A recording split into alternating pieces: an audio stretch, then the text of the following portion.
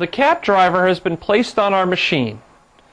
Our hat has been hooped, and the hooped hat has been placed on the cap driver. Before we call in a design, we have to set up the machine to sew caps properly. We do that by going into the button that says Machine, and then we go down to where it says Machine Function. Go down and press the Set button. The very first function in here is a function called Flat Cap. And we want this to be set up to sew cap, so therefore the last word needs to say cap, whereas right now it is referring to flats.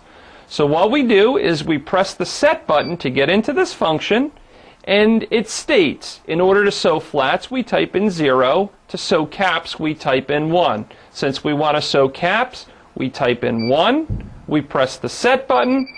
We now see that the flat cap mode is set up for sewing caps.